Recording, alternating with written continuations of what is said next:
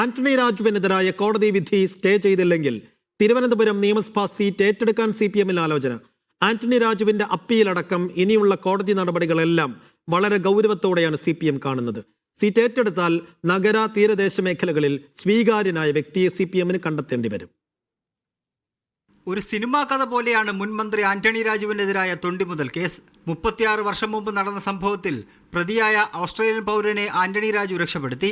എന്നാൽ ആ രക്ഷപ്പെടുത്തൽ ആന്റണി രാജുവിന് തന്നെ കുരുക്കായി മാറുന്നതാണ് ഇന്നലെ കണ്ടത്.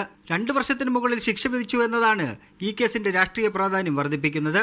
കാരണം സുപ്രീം കോടതി വിധി പ്രകാരം 2 വർഷത്തിന് മുകളിൽ ശിക്ഷ കിട്ടുന്ന ജനപ്രതിനിധികൾ അയോഗ്യരാക്കപ്പെടും. അതുകൊണ്ട് ആന്റണി രാജു ഇനി MLA അല്ല. വിധിപ്പകർപ്പ് നിയമസഭാ സെക്രട്ടറിയുടെ കയ്യിലെത്തിയാൽ അതിൻ്റെ തുടർ നടപടികൾ അവർ സ്വീകരിക്കും. നിയമസഭാ തെരഞ്ഞെടുപ്പിന് ഇനി മാസങ്ങൾ മാത്രമാണ് ബാക്കിയുള്ളത്. ആന്റണി രാജുവിന് മത്സരിക്കണമെങ്കിൽ ഈ 3-4 മാസത്തിനുള്ളിൽ ശിക്ഷയും ശിക്ഷാവിധിയും മേൽക്കോടതി സ്റ്റേ ചെയ്യണം. വിധി CPM-നും തലവേദനയായി. ആന്റണി രാജു അയോഗ്യത മാറ്റിയില്ലെങ്കിൽ സീറ്റ് ഏറ്റെടുക്കാനാണ് CPM-നുള്ളിലെ ആലോചന.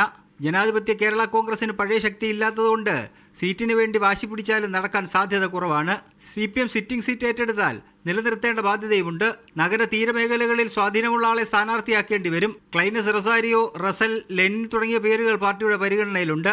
UDF-ഉം സ്ഥാനാർത്ഥി ചർച്ചകൾ സജീവമാക്കിയിട്ടുണ്ട്.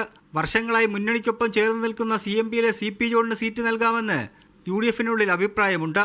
പ്രതിപക്ഷ നേതാവും സമാനമായ അഭിപ്രായക്കാരനാണെന്ന് വിവരം. എന്നാൽ VS ശിവകുമാർ, ശബരിനാഥും സീറ്റിൽ കണ്ണുവച്ചിരിക്കുകയാണ്.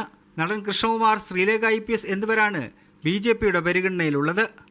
മീഡിയ 1 തിരുവനന്തപുരം.